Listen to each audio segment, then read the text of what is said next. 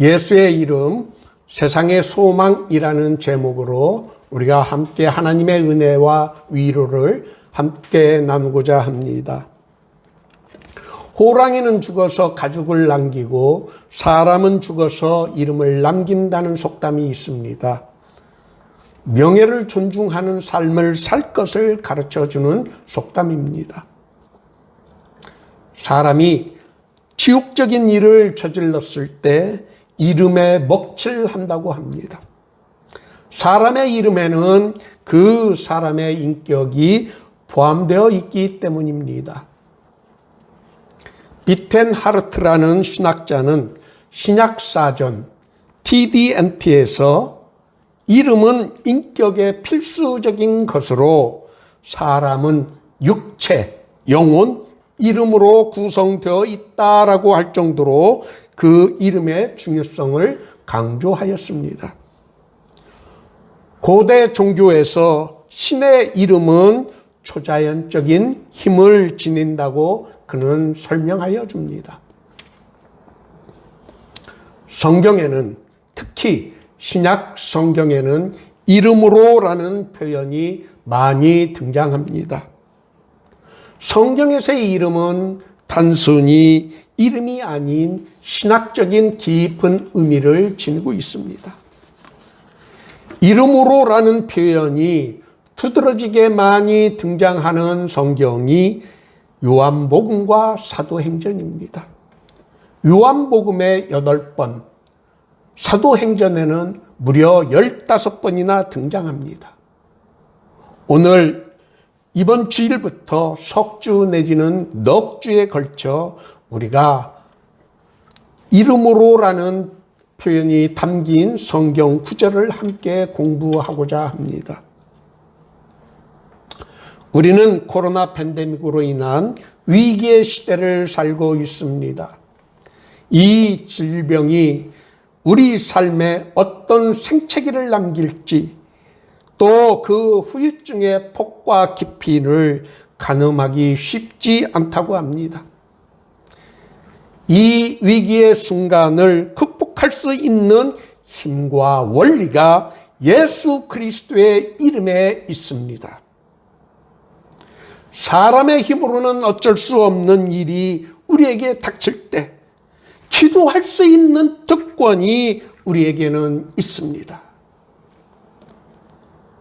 기도는 우리 마음대로 아무렇게나 하는 것이 아니라 예수의 이름으로 하나님 아버지께 하는 것입니다.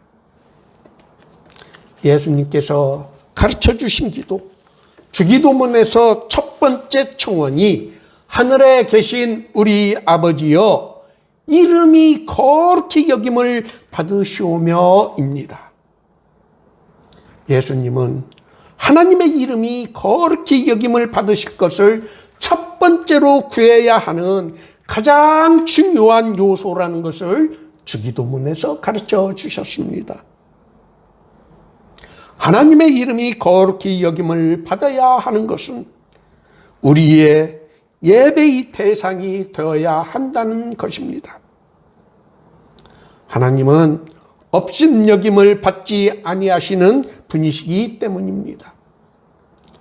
하나님은 세속적인 것과는 분명하게 구별되는 거룩하신 분이십니다. 하나님의 이름이 거룩히 여김을 받으실 것을 첫 번째로 청원하는 것이 기도의 원칙과 기도의 순서입니다. 십계명의 세 번째 계명이 너는 내 하나님 여호와의 이름을 망령되게 부르지 말라입니다. 하나님의 이름을 헛되게 여기지 말라는 말입니다. 하나님의 이름을 우습게 여기지 말라는 경고의 말씀입니다.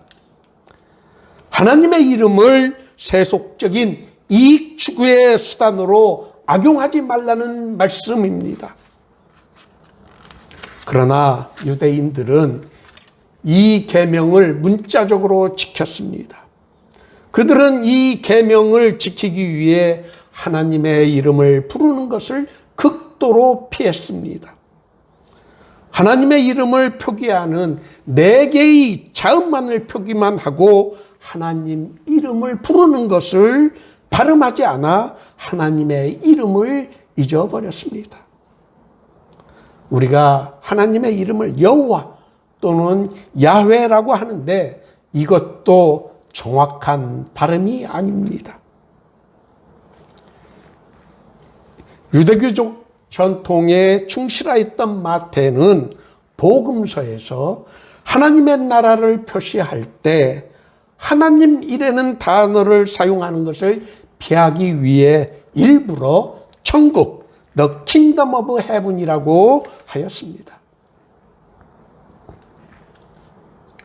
사람이 신의 이름을 부른다는 것은 예배의 의미와 또 신의 도움을 요청하는 것입니다.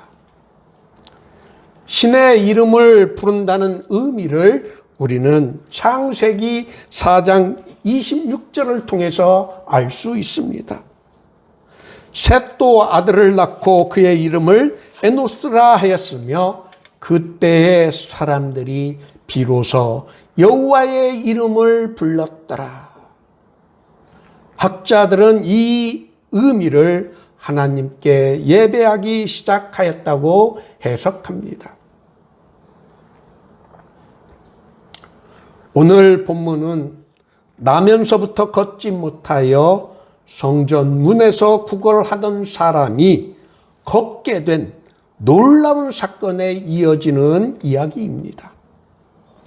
베드로와 요한이 성전에 올라갈 때에 태어날 때부터 걷지 못하던 사람이 그들에게 구걸을 하였습니다.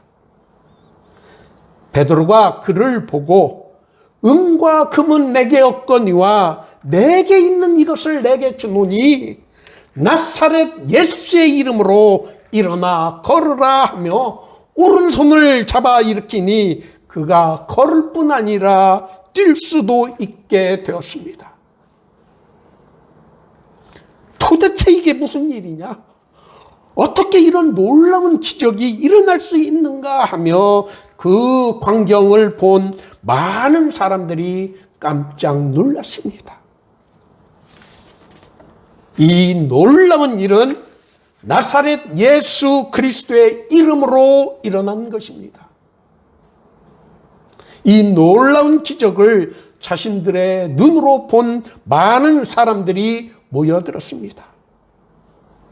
베드로는 그들을 향하여 너희 지도자들이 생명의 주를 죽였도다. 그러나 하나님이 죽은 자 가운데서 그를 살리셨으니 우리가 이 일의 증인이라. 그 이름을 믿음으로 그 이름이 너희가 보고 아는 이 사람을 완전히 낫게 하였다 하였습니다. 예수 그리스도의 이름은 기적을 일으키는 능력입니다. 이런 놀라운 일이 벌어지자 대제사장과 종교 지도자들은 베드로 사도와 요한 사도를 붙잡고 니들이 무슨 권세로 누구의 이름으로 이런 일을 행하느냐라고 따져 물었습니다. 베드로 사도는 그들을 향하여 너희가 예수를 십자가에 못 박아 죽였지만 하나님께서 죽은 자 가운데서 살리신 나사렛 예수 그리스도의 이름으로 이 사람이 건강하게 되어 너희 앞에 섰다라고 말하였습니다. 빼도 박도 못하게 만드는 결정적인 증거 앞에서 종교 지도자들은 예수를 죽였다는 자신들의 잘못을 백성들에게 숨기기 위해 사도들에게 예수의 이름으로 더 이상 아무 말도 하지 말라고 겁박하면서 그들을 풀어주었습니다. 그들을 향하여 베드로 사도는 다른 이로서는 구원을 받을 수 없나니 천하 사람들 중에 구원을 받을 만한 다른 이름을 우리에게 주신 일이 없다라고 그들을 향해 호통을 쳤습니다. 예수 그리스도의 이름에는 능력이 나타납니다. 예수의 이름은 우리에게 구원을 가져다 줍니다. 예수의 이름으로 우리에게 소망이 생겼습니다. 그래서 예수의 이름은 세상의 소망입니다.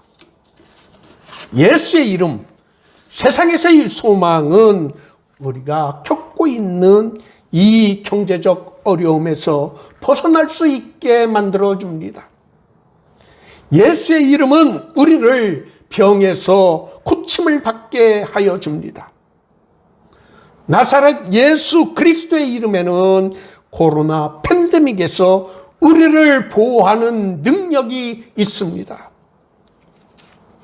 예수의 이름은 그리스도인에게는 고난을 해결하고 극복할 수 있는 필요하고도 충분한 조건이 됩니다. 예수의 이름으로 우리가 필요로 하는 것을 하나님 아버지께 구할 수 있는 특권이 우리에게는 약속되어 있습니다. 오늘 모두의 교회 예배에 참석하신 여러분 모두가 예수의 이름에 약속된 구원의 능력을 체험하실 수 있기를 예수님의 이름으로 축원합니다.